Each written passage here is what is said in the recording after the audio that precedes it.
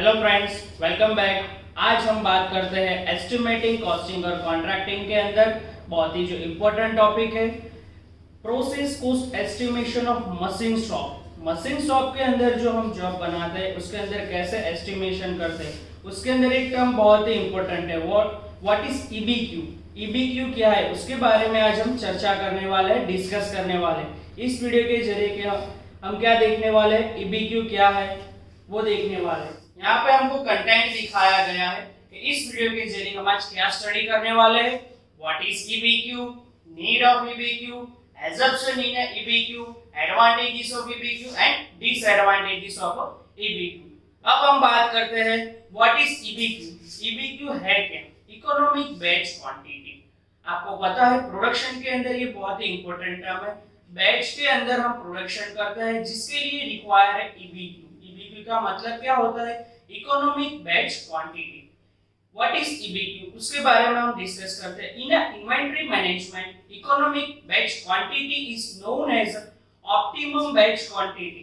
Batch में जब हम प्रोडक्शन कर रहे हैं तो कितनी प्रोडक्ट का प्रोडक्शन करना चाहिए, उसकी वजह से हमको कितना प्रॉफिट होता है, कितना कॉस्ट हमारा स्पेंड होता है, वो हमको पता चलता है। ज्यादातर EBQ कहाँ पे यूज होता है? स्मॉल इंडस्ट्रीज के लिए यूज करते हैं। उन लोगों को पता चलता है कि कितना उन लोगों को कॉस्ट होल्डिंग रखना है, कितना ऑर्डरिंग में कॉस्ट यूज करना होता है। इसके लिए बहुत ही इंपॉर्टेंट टूल है EBQ। EBQ is a basically refinement of economic order quantity. Economic order quantity के अंदर क्या होता है, हमको कितना ऑर्डर देना पड़ेगा, प्रोडक्ट बनवानी है, कोई भी कंपोनेंट मैन्युफैक्चर करना है, उसके लिए कितना मटेरियल रिक्वायर है, कितने लेबर रिक्वायर है, कौन सी मशीनरी रिक्वायरमेंट, उसके लिए क्या आता है, इकोनॉमिक ऑर्डर क्वांटिटी की जरूरत होती है। ऐसा ही उसका वर्जन है, अपडेटेड वर्जन जिसको बोलते हैं इकोनॉमिक बैच क्वांटिटी। हमको ज्यादा प्रोडक्ट, सिमिलर प्रोडक्ट मैन्युफैक्चरिंग करनी होती है तब क्या होता है, इकोनॉमिक बैच क्वांटिटी यूज करनी पड़ती है। इसके अंदर क्या दिखाएगा, use to determine quantity of unit that can be produced at a minimum average cost in a given batch और अ प्रोडक्ट रन।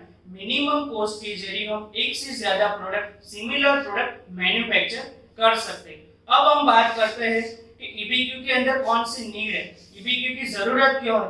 आगे देखते हैं need of EBQ। EBQ can be determined to calculate the optimum size of the batch.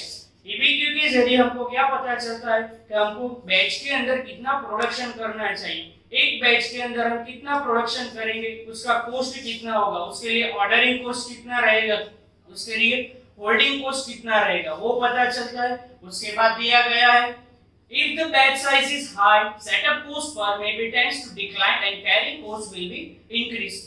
जो हमारी batch की size ज्यादा रहेगी तो इन्वेंटरी कॉस्ट, ऑर्डरिंग कॉस्ट और कैरिंग कॉस्ट के ऊपर क्या इफेक्ट होगी, उसके लिए जरूरत पड़ती है इसकी। उसके बाद है size of batch also affect the clerical and other machine setup cost.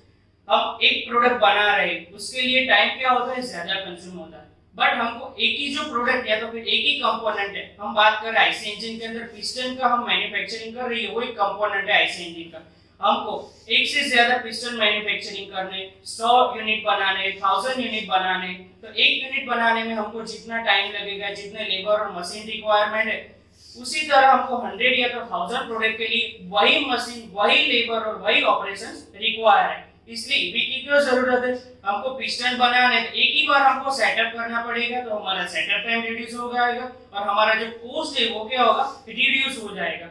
उसके बाद है जो क्लरिकल है, जो सेटअप है, ऑर्डरिंग कॉस्ट होता है, वो भी क्या होता है, रिड्यूस होता है। इसके लिए हमको किसकी जरूरत पड़ती है, इकोनॉमिक बैच क्वांटिटी मेथड की जरूरत होती है। उसके बाद हम देखते हैं एजम्पशन ऑफ EBQ। EBQ के अंदर हमको कौन कौन सा एजम्पशन लेने पड़ेंगे। फर्स्ट वन है setup and preparation cost per batch will be remain constant. जो भी हमारा सेटअप कॉस्ट है वो एक बैच के अंदर, मतलब एक बैच के अंदर हम 100 प्रोडक्ट बना रहे हैं तो उसके लिए जो सेटअप कॉस्ट है और उसके लिए जो प्रिपरेशन कॉस्ट है वो क्या रहेगा, सेम रहेगा, कांस्टेंट रहेगा पूरी प्रोसेस के दरमियान। उसके बाद no any changes in fix cost per product. जो भी हम प्रोडक्ट या तो कंपोनेंट बना रहे हैं, पिस्टन की बात कर रहे हैं, तो एक पिस्टन के लिए जो भी फिक्स कॉस्ट होगा वही हमारी पूरी बैच के लिए जो भी फिक्स कॉस्ट है वो कैसा रहेगा, कांस्टेंट होगा। उसके बाद है no there will be not be any increase और decrease in inventory carrying cost. Carrying cost जो होता है, होल्डिंग कॉस्ट जो होता है, उसके अंदर कोई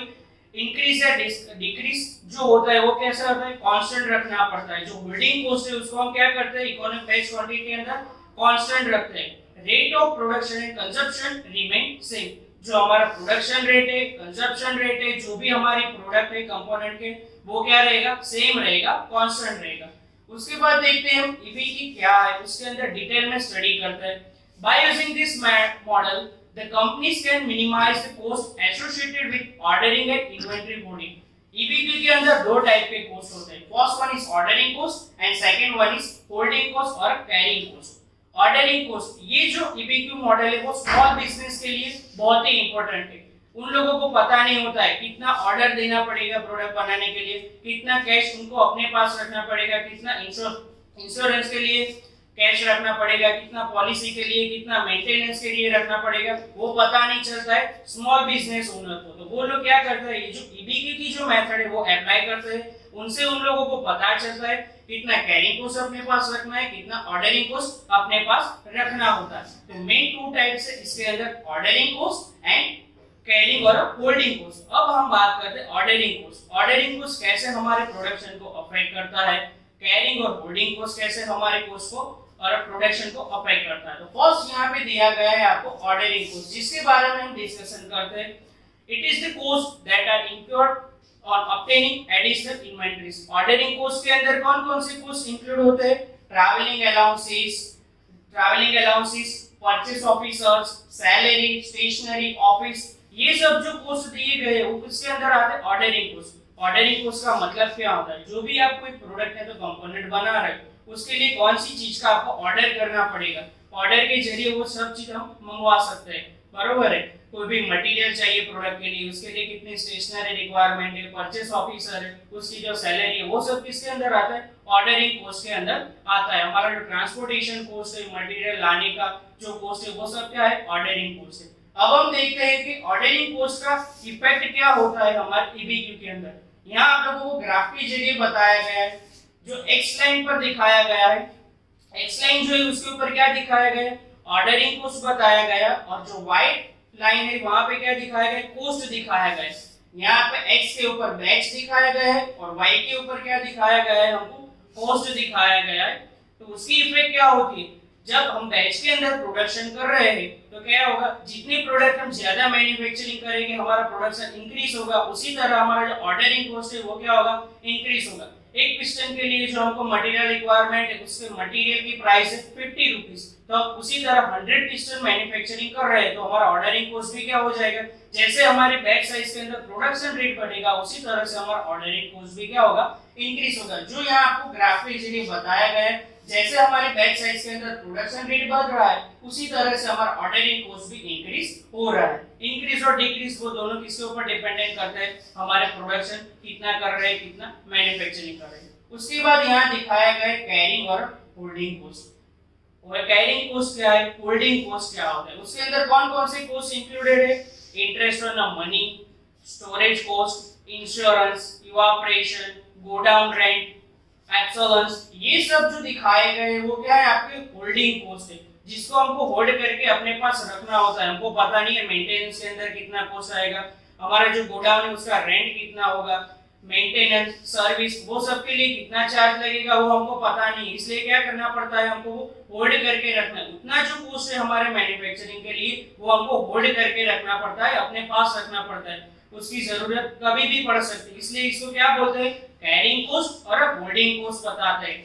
इसका ग्राफ भी आपको दिखाया गया है कैरिंग और होल्डिंग कॉस्ट का, कि जिसके अंदर हमको पता चलता है कि हमें कितना कॉस्ट मैन्युफैक्चरिंग के अंदर स्पेंड करना होता है। यहाँ पर भी आपको ग्राफ के जरिए दिखाया गया है, एक्स डायरेक्शन के अंदर एक्स लाइन के ऊपर आपको दिखाया गया है बैच साइज और वाई के ऊपर आपको दिखाया गया है कॉस्ट। जैसे आपका प्रोडक्शन के अंदर जितनी रिक्वायरमेंट बढ़ेगी आपकी, उसी तरह से ये जो कॉस्ट है वो भी इंक्रीज होता रहेगा या तो फिर डिक्रीज होता रहेगा। यहाँ आपको ग्राफ के जरिए होल्डिंग कॉस्ट कितना रखना पड़ेगा, कैसे प्रोडक्ट है उसके ऊपर वो डिपेंड करता है कि वो इंक्रीज कैसे होगा, वो डिक्रीज कैसे होगा।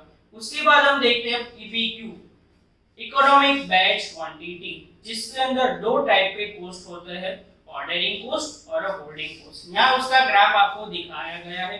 कि कैरिंग कॉस्ट है उसकी लाइन कैसी है, कांस्टेंट दिखाई गई है। जैसे हमारा कॉस्ट बढ़ेगा, जैसे हमारे बैच साइज के अंदर प्रोडक्शन बढ़ेगा, उसी तरह हमारा कॉस्ट बढ़ेगा। वो क्या है, हमारी कैरिंग कॉस्ट की लाइन दिखाई गई। ऑर्डरिंग कॉस्ट में क्या दिखाया गया है, जैसे बैच के अंदर प्रोडक्शन बढ़ेगा उसी तरह हमारा कॉस्ट क्या होता है, रिड्यूस होता है। यहाँ पे जो दो प्रोसेस है वो वाइसा वर्सा है।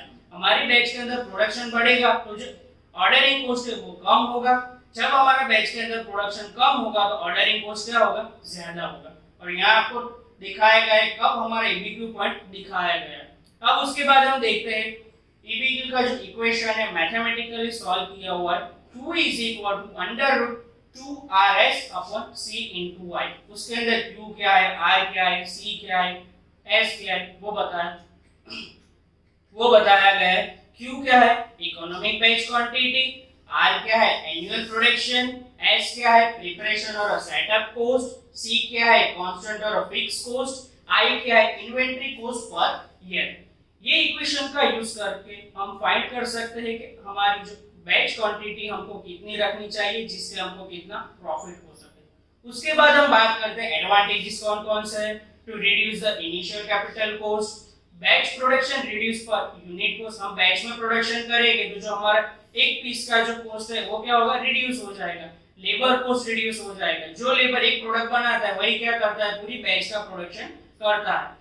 उसके बाद देखते हैं डिसएडवांटेजेस ऑफ द ईबीक्यू।